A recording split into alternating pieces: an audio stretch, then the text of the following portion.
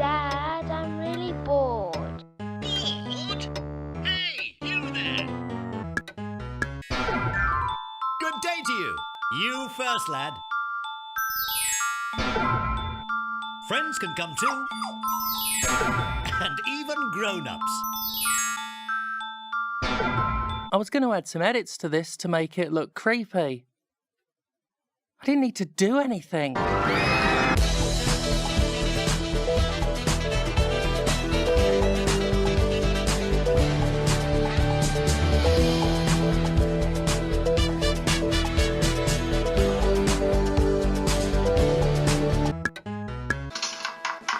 God damn. Food is not satisfying enough. The drink is not satisfying enough. My God, I'm gonna get that one with the yellow hair. I hate him. And I'm gonna bash his head against the little red steps in front of the ghost train while the strong man watches. Hello everyone, Stephanie Sterling here. Today we're talking about chill vibes in games. Well, we're going to be talking about one game in particular, 2 Point Studios' 2 Point Museum. Now you might wonder, well, why is that relevant to the Jimquisition's interests? Fuck off. Don't know where to take it from there. Enjoy. I'm not known for my love of management sims. It's not that I particularly dislike them, I just haven't, to my knowledge, ever reviewed or properly discussed one of them in all my years of games critique. Maybe I have, but it's such a rarity that it feels weird even bringing the genre up. Thing is, I do like them. Well, I like the idea of them, but due to my leaking neurodivergent brain, I find most of them overwhelming and stressful, and my interest in them simply dropped off as I convinced myself I just couldn't play them. Which, after decades not really thinking about it, that's actually an arbitrary assumption I really should have really thought about more, now that I really think about it. Maybe I'd actually like the more recent ones. I mean, I'm literally going to be talking about a recent management sim I love, so I guess I'd really God damn it. Oh! I did review one of the games in that spiritual Dungeon Keeper successor. What was it called? It was good, I think. I want to say it was Darkest Dungeon, but I know that's not it. Darkest Dungeon is that chill, cozy little game about looking after your mental health. That does neatly bring us to Dungeon Keeper, and its developer Bullfrog in particular, as their games have forever been my management sims of choice. This should hardly be surprising, as pretty much any gaming talker person my age remembers Bullfrog's classics, especially if they're British. Theme Park, mate. Bloody Theme Park, though. I played the rampant, plump hell out of Theme Park as a kid. A savvy blend of approachable and complex, with options for a streamlined experience up to a full-on simulation where every aspect of management is a factor. Concept was great, execution was fun, and it had a DS version down the line that I really enjoyed. Plus it was cute, and even with its really dated graphics, I still think it's visually appealing today. It's all about those park mascots, innit? More like shark mascots, am I right? Ha ha ha ha ha. Anyway, Dungeon Keeper had me even more hooked because, well, it's Dungeon Keeper. The phrase, "Your minions are winning a battle," is burned into my brain. I played it so often. Carving out an underground lair and filling it full of monsters was so cool. The very idea of playing a baddie was unique at the time and balanced by how light-hearted it was. I dare say the tone and humour is what allowed it to get away with letting you build literal torture chambers. Speaking of torture chambers, Bullfrog made a game based on the American healthcare system. Theme Hospital, I didn't play anywhere close to the degree I did the others. There were a number of reasons for this. Despite the humorous nature, humorous like a bone because hospital, I just wasn't as into the idea of running a hospital as much as a theme park or a dungeon. Importantly, I found it a far more stressful thing. While time was always part of the challenge of these games, there was a ton of pressure with a sim where inefficient playing will see people die, and their treatment was a multi-step process involving diagnoses and specific treatments, a lot of moving parts for my scatterbrain to keep track of rather than placing rides and facilities that people just use. At least when the bouncy castle isn't exploding again. And not to bang on about it, but there was that for-profit healthcare angle, which cast you as a far more disturbing ally of evil than Dungeon Keeper ever did. For some reason, Bullfrog's games were largely consigned to the past, save for that absolutely disgusting Dungeon Keeper mobile travesty, and with EA holding the rights, that might be for the best, because of that disgusting Dungeon Keeper mobile travesty. The vacuum left by publisher disinterest has led to a number of spiritual successors, of which the most successful and authentic are the 2 Point games.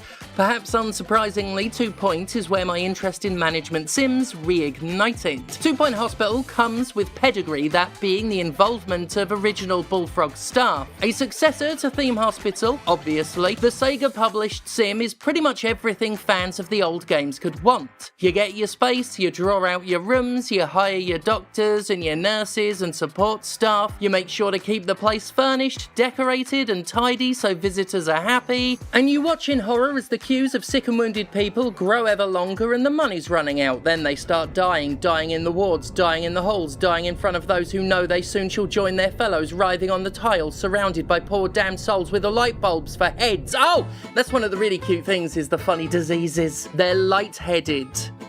You got it? Light-headed. Prick.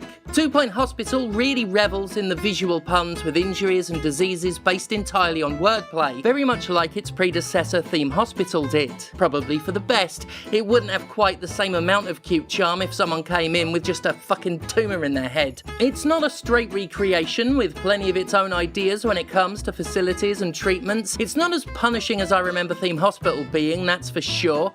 At least I think I'm sure. Actually, let me check. Build more benches? What do you mean build more benches? Why are there so many people? The hospital only just opened. Diagnosis room full? What the... Okay, well, don't use the word suffering. Don't tell me they're suffering. Why would you use the word suffering? Oh yeah, it's obviously a smoother, more user-friendly experience, benefiting from years of game design since the 90s, though it's definitely fiddly at times. Its UI is best described as strewn. There's a lot that'd benefit from better explanation, and it can be a pain to place items effectively. That's not to say it's not good. It's fun and funny, has plenty of depth, and it continues Theme Park and Theme Hospital's artistic sensibilities. I liked 2 Point Hospital, but unsurprisingly encountered the same kind of mechanical and psychological road bumps I did with the Bullfrog original. The life and death stakes pile on the pressure as you spin all the plates to make an efficient enough hospital layout, hire enough staff, pay enough staff, keep it all hygienic enough, safe enough, maintained enough. Enough's enough. Once the training wheels came off, my hospital management career went very much the same way it did back in the 1990s. My patience and my bank balance at constant risk of flatlining. What came next was 2 Point Campus. Moving on. Nah, seriously though, simple fact is I didn't play it. When it released, I'd not yet played Hospital, and while I did pick up the latter, the idea of running a college campus just didn't appeal to me very much. Probably for the best, since this video's meant to be about 2 Point Museum, and I've veered off into Steph-centric potted history. 2 Point Museum, at bloody last. It somehow escaped my notice for about a month after its launch, fucking lost out on the fucking Sonic shit, and I was very interested once I realised it was out. The subject matter was infinitely more appealing to me than a hospital or campus. I have a real fondness for museums, at least when they're not a cultural evidence locker. British Museum. The White Cliffs Experience in my spiritual home of Kent closed down in 1999 by New Labour for making no money. Some place called the Crypt that I've never been able to track down. The Churchill Museum School made me go. And of course the big three. The Science Museum, Natural History Museum, and the daddy of them all, the London Dungeon. London Dungeon, so cool though. There's a man with his guts out and they're chopping a guy's leg off, and the Jack the Ripper one has a fireball that comes out of a cupboard, and there's a ride that's like the Tunnel of Love, except it's a tunnel of animatronic firing squads. And that French Revolution one where there's a guillotine and it comes down, shunk, and then the lights will go down when it goes shunk, and they splash you with water like it's blood. There's nothing wrong with me. Anyway, what sealed the deal on me buying the game was it had aquariums, and sea life is the utter tits, which is what I always think about when I see the name 2 Points. Then again, I'm always thinking about tits. Aquariums is part of the actual reason for today's essay. At last again, we're getting to the point. See, going into Tits Museum, I had no idea exactly how extensive the range of exhibits and associated gameplay was. Sure, I thought you could plop down some fish tanks, but it's mostly going to be dinosaur skeletons and random crap stuck grimacing in amber, right? No. There's plenty of bones and tree gunk, but you have enough content to exclusively make an aquarium if you want. The fish alone offer a huge selection, and of course a ton of them are aquatic dad jokes. Clownfish. But also, there's much more than bones, gunk and wet boys, and what really blew me away was both how deep the well of exhibits were and how many museum themes there were. You've got prehistory, marine life, botany, science, space, and even a supernatural one. I just didn't expect that much, having not followed its marketing before launch, and even when I saw things like cursed objects and alien artifacts, I assumed they had to just be part of a pool of wacky side exhibits, surely. No modern game backed by a big publisher makes a game that stuffed with variety anymore, not these days. There's no way that wasn't Sidecorn.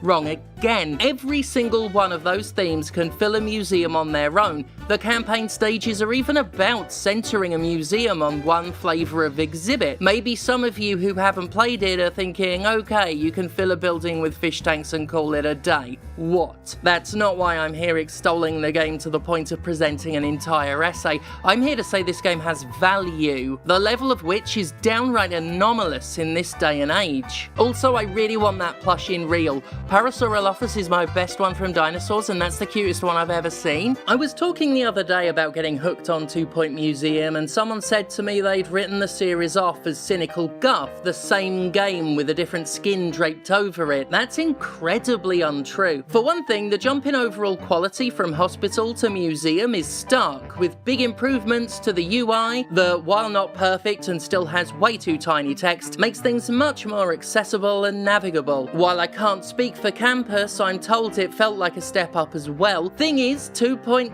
could have just plugged new concepts into an unevolving format, but these games are obvious passion projects, and it shows, because it's obvious, like I just said, it's obvious. This is much more my thing, not just from a taste perspective, but a playstyle one, and yeah, this game just plays differently to Hospital despite sharing a foundation. 2 Point Museum is a much more chill experience without the mortal stakes, and a much more freeing setup where exhibits and facilities can be placed according to what you think looks nice. Whether that involves making rooms out of partition walls, putting up barricades around stuff, or just plonking a bunch of things down into a wide open space. This freedom is a massive difference maker with a large slate of tools to match. You get bonuses to visitor excitement, aka buzz, and impart knowledge on them by placing certain exhibits and decorations and info boards closer together, and you're encouraged to coherently theme things, but you really can just curate how you feel like. Give your guests a strictly linear route with one-way gates, segment the building into a network of rooms, or let chaos reign with shit thrown wherever. Far cry from a room-based hospital that has to be laid out in such a way that people don't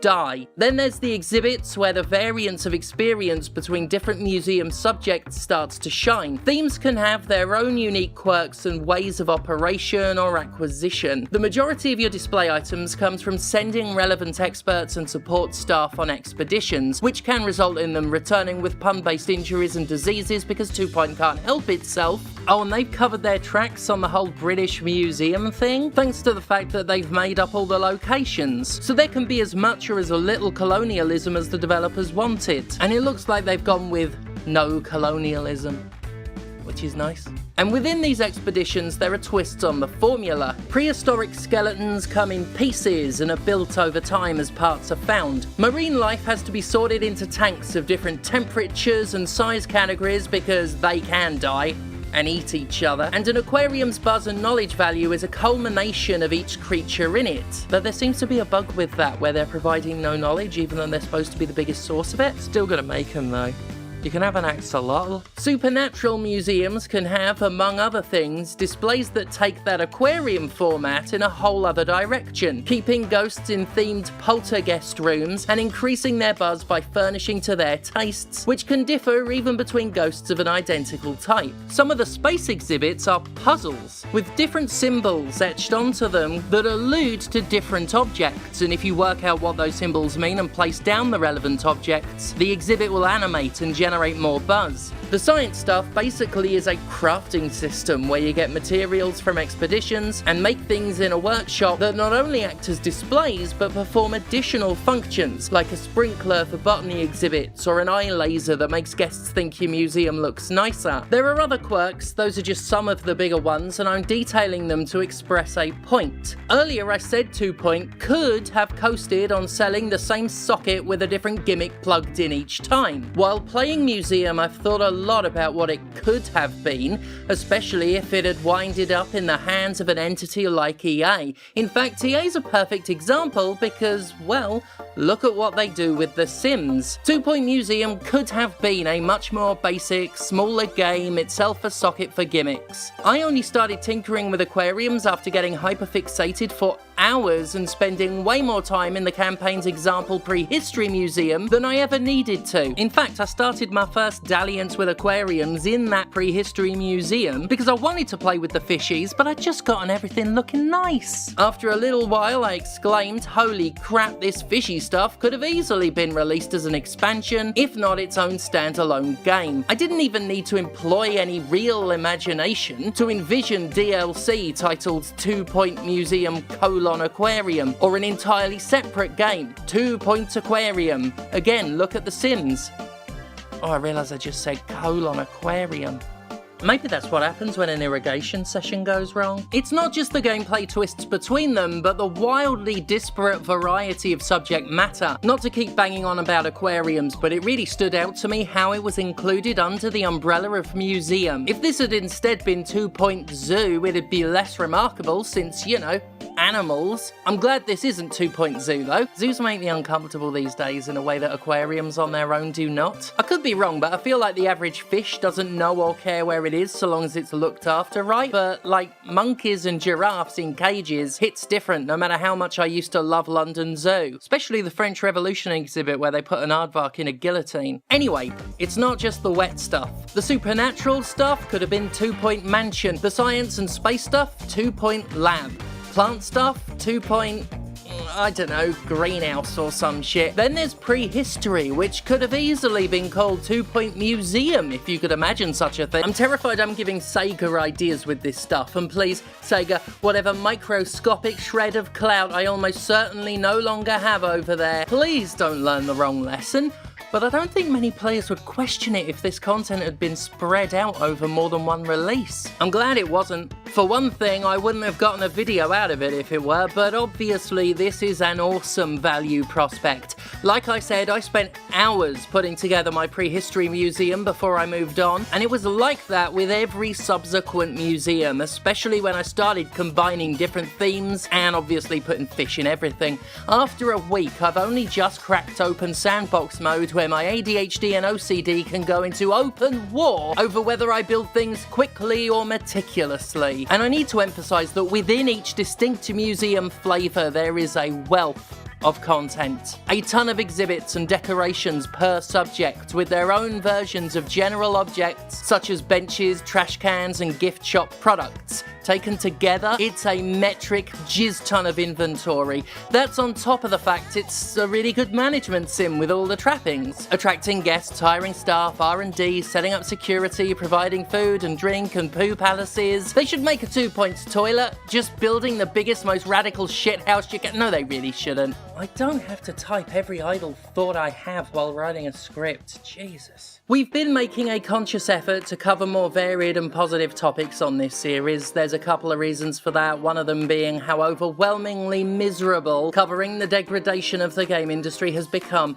I've documented the dismantling of video games by vandals in suits for over 10 years, and as the market collapses under the weight of its own foretold unsustainability, the state of mainstream games is thoroughly grotesque and getting uglier by the day. Games cost more and offer less. Predatory monetization has gone from the slimiest tactic in the business to just one image in a tapestry woven from filth.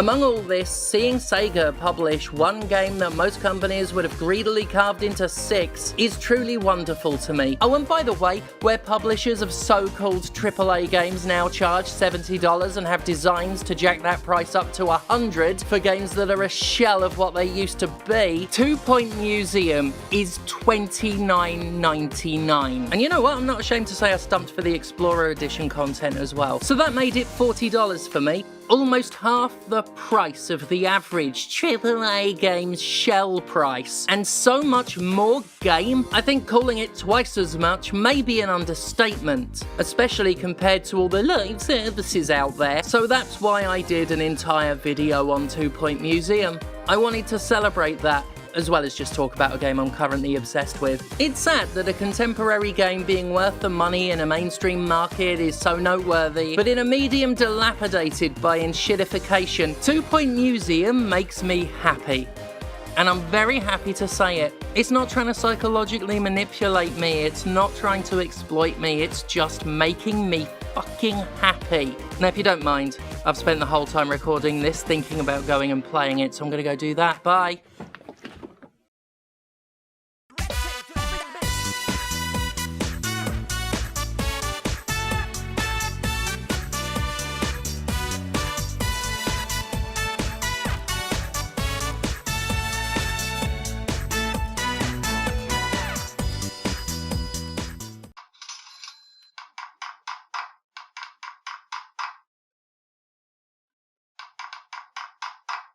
I'm not actually playing it.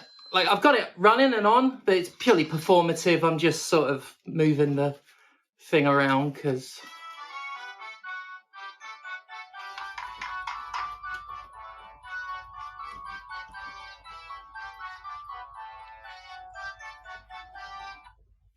Oh, it stopped. Thank God for me. Wait, come back.